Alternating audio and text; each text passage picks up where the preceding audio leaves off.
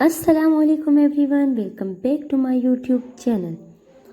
आज की वीडियो में हम जानेंगे एजिथ्रोमाइसिन कैप्सूल के बारे में कि एजिथ्रोमाइसिन कैप्सूल को किन किन बीमारियों में आप पेशेंट को यूज़ करवा सकते हैं, इसकी साइड इफ़ेक्ट क्या है। तो सबसे पहले अगर आपने हमारे चैनल को सब्सक्राइब नहीं किया, हमारे चैनल को सब्सक्राइब कर दें ताकि हमारे आने वाली वीडियो आप तक पहुंच सके।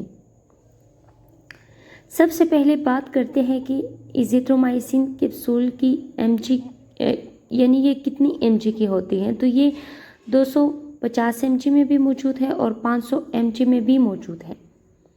अगर इसकी डोज की बात करें तो ये हर पेशेंट में जो है ना अलग अलग इलामात होती है, अलग अलग बीमारियाँ होती हैं, तो ये उस और एज के मुताबिक जो है ना ये पेशेंट को देना चाहिए।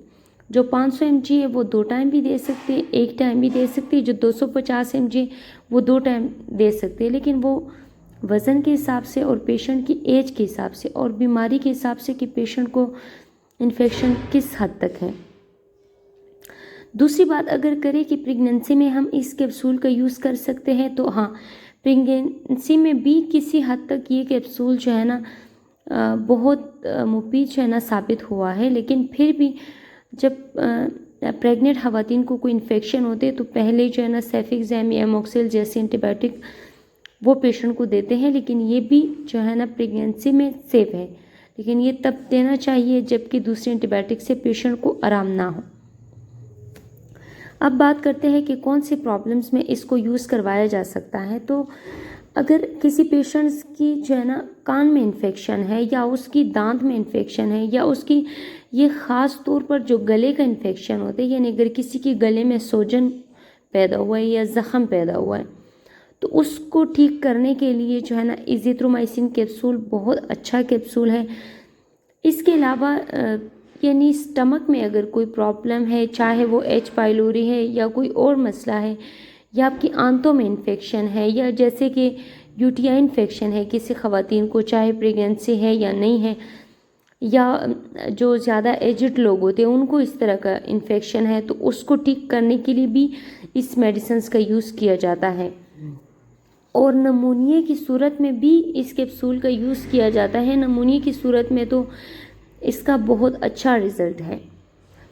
इसके अलावा अगर बात करें तो नाक में अगर किसी पेशेंट को इन्फेक्शन हुआ है या जो है ना बहुत ज़्यादा नज़ला है, या जो है ना जिसे वोपिंग कफ भी कहते हैं, जिसे अगर काली कांसी हो जाए किसी पेशेंट्स को, तो उसको ठीक करने के लिए भी एजिथ्रोमाइसिन कैप्सूल जो है ना वो पेशेंट को यूज़ करवाया जा सकता है।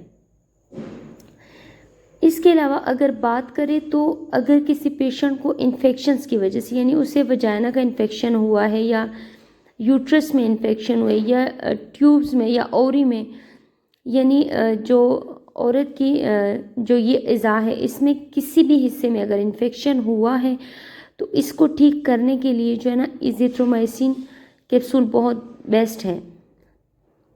और सबसे पहले यानी जिस तरह मैंने बताया ना, नमूनिया में और गले के इन्फेक्शन में, यानी रिस्पिरेटरी ट्रैक्ट इन्फेक्शन में ये बहुत अच्छा काम करता है। लेकिन इसके अलावा भी जो बाकी मैंने आपको बताया, इन प्रॉब्लम में भी इसका यूज़ बहुत आम है और ये बहुत अच्छा मेडिसिन है। बाकी मेडिसिन के हिसाब से देखा जाए तो ये बहुत जल्द जो है ना काम कर लेता है।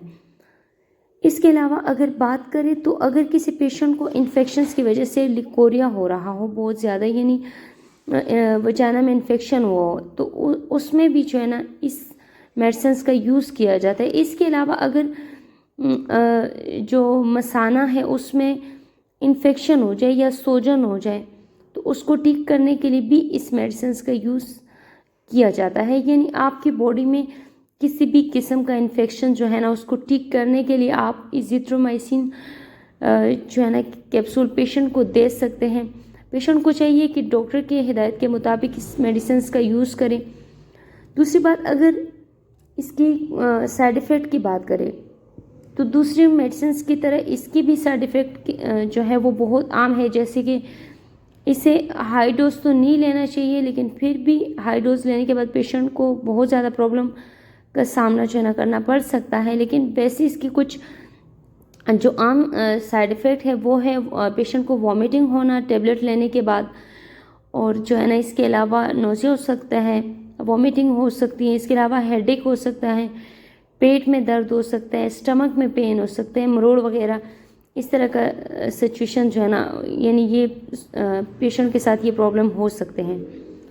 اس کے علاوہ اگر بات کریں کہ یہ کھانے سے پہلے لینا چاہیے یا بعد میں، کیونکہ یہ ایک اینٹی بائیوٹک ہے تو اس کو کھانے کے بعد ہی لینا چاہیے، لیکن کوشش کریں کہ جب کوئی پیشنٹ کھانا کھائے اس کے 1 یا 1.5 گھنٹے کے بعد جو ہے نا یہ پیشنٹ کو یہ کیپسول لینا چاہیے۔ اگر آپ کو ہماری ویڈیو اچھی لگی تو چینل کو سبسکرائب کر دیں، ویڈیو کو لائک کر دیں اور شیئر کر دیں۔ لیکن ایک بات اور اہم یہ ہے کہ جب بھی آپ کوئی بھی میڈیسن یوز کریں تو سب سے پہلے اپنے ڈاکٹر سے لازمی مشورہ کریں۔ ڈاکٹر کے مشورے کے بغیر کسی بھی میڈیسن کو یوز نہ کریں، کیونکہ ہر میڈیسنس کی اپنی اپنی سائیڈ ایفیکٹ ہوتے ہیں۔